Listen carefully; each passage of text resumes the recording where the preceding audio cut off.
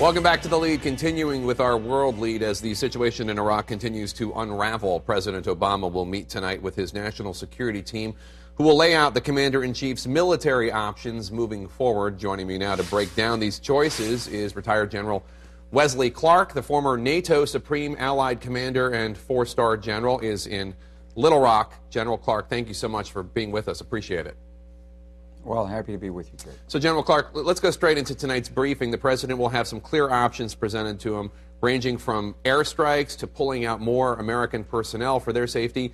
If you were in that national security meeting tonight, and I recognize you don't have all the latest intelligence, but if you know, knowing what you know, what would you advise the president to do? What should be our objectives in Iraq right now?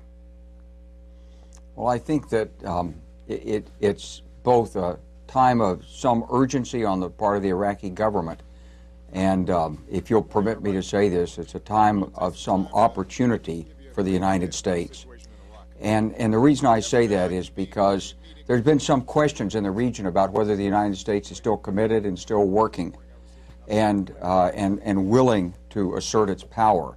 I think some in Iran may even think that they're the biggest dog on the block, since we haven't taken strong action in Syria. So I think this is a moment that's a very decisive moment. I think this is a time when a small amount of force appropriately delivered packs a tremendous leverage diplomatically. So I would hope that we get some senior diplomats in there along with the ambassador.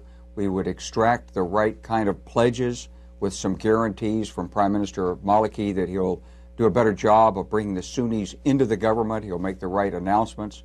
And then we'll have some capability to target and actually deliver ordnance on the most threatening of the ISIS columns as they're moving in, or maybe their forward headquarters. A lot of it depends on real-time intelligence and how much you have. There probably is a need for a special forces team of some size to be there on the ground to deconflict, to provide the up-to-date targeting information. Some of this can be done electronically, and without being on the inside, it's tough to say. But I think this is a time for the United States to act. So just to be clear here, you're saying that we should have airstrikes? That's specifically what you're talking about, hitting ISIS as they make their way to Iraq? To Baghdad, rather? That's right. That's right. And part of the reason... It's a terrorist organization. Yeah. Go ahead. It's a terrorist organization. The Iraqi government has asked for help. It's in the United States' interest not to permit a terrorist organization like this to move forward. As John Kerry said, it's just sheer terrorism. You can't permit murder and mayhem. As the Clinton administration learned to our sorrow in the 1990s, we did not take action in Rwanda when we could have, and there was a huge mess. This will be a huge mess, and the time to stop it is sooner rather than later. And just to also clarify, one of the reasons you think we should be doing this is not just to stop this mayhem, but also as a projection of U.S. power that you think is necessary. Explain what you mean by that. I think this is a time where people all over the world will be asking, will the United States lead? Will we use our power at the right time? We've said we're against terrorism. Will we take action now? And so I think this action, if it's taken, will have some very strong and beneficial consequences on lots of people who are watching the United States from all around the world. Lastly, sir, when you talk to veterans who served in Iraq, when you talk to their families, people who lost loved ones in Iraq, what do you say to them when they wonder if the sacrifice in that country was worth it, given the images we're seeing on our televisions? Look, you can't get into a discussion like that, because what's going to happen in Iraq is going to change from day by day, week by week, year by year.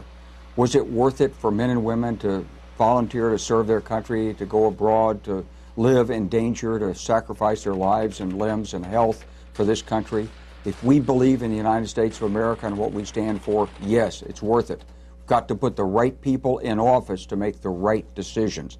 That's not the responsibility of the men and women in uniform. They trusted the leadership of the United States, and if we believe in this country, we'll both do our duty to serve and we'll do our duty to vote.